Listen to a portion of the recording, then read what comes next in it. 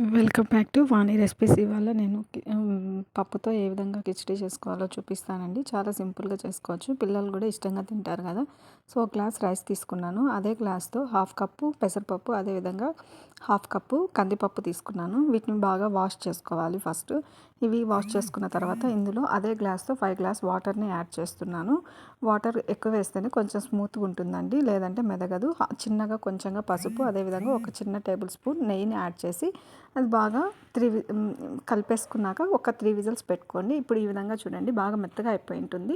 తర్వాత పప్పు గుత్తితో అలా మెత్తగా దుద్దేసుకునేసి ప్యాన్ పెట్టుకొని అది హీట్ ఎక్కిన తర్వాత అందులో 2 టేబుల్ స్పూన్ ఆయిల్, కొంచెంగా ఆవాలు, జీలకర్ర, శనగపప్పుని యాడ్ చేశాను. అవంతా ఫ్రై అయిన తర్వాత ఒక ఆనియన్ని యాడ్ చేస్తున్నాను. అదేవిధంగా ఒక మిర్చి, కొంచెం కరివేపాకు, అల్లం వెల్లుల్లి పేస్ట్ చిన్న టేబుల్ స్పూన్ని యాడ్ చేశాను. అవి కొంచెం ఫ్రై అయిన తర్వాత అందులోనే ఒక టమోటాని యాడ్ చేశాను. ఇప్పుడు మూత పెట్టుకొని కొంచెం మెత్తబడిన తర్వాత ఒక 2 మినిట్స్ ఫ్రై చేసుకోండి. కొంచెం పసుపు, అదేవిధంగా సాల్ట్ తగినంతని యాడ్ చేశాను అనమాట. సాల్ట్ తక్కువైనా పర్లేదు, మళ్ళీ యాడ్ చేసుకోవచ్చు.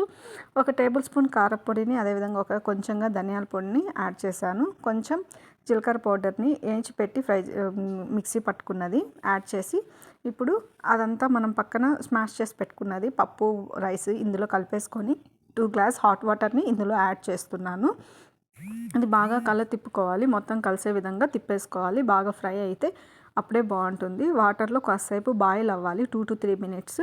ఆ తర్వాత కొత్తిమీర చల్లేసుకునేసి ఇంకా ఇది పక్కకు పెట్టేసుకొని దీంట్లో మళ్ళీ కొంచెంగా నెయ్యితో మనము కానీ ఇది చేసుకుంటే ఫ్రై పెట్టుకుంటే కనుక చాలా టేస్టీగా ఉంటుంది. ఇప్పుడు నేను చిన్న ప్యాన్ పెట్టుకొని అందులో కొంచెం ఇంగువ, ఒక టేబుల్ స్పూను నెయ్యిని యాడ్ చేశానండి. ఇప్పుడు తెల్లపాయల్ని ఒక్క గడ్డని బాగా సన్నగా తరుక్కున్న తర్వాత అందులోనే 2 ఎండుమిర్చి యాడ్ చేశాను. అది బాగా ఫ్రై అయిన తర్వాత అందులోనే నేను ఇంకా కొంచెం కారపొడిని కూడా యాడ్ చేస్తున్నాను. జస్ట్ ఇది ఫ్లేవర్ కోసం మనము యాడ్ చేసుకోవాలండి.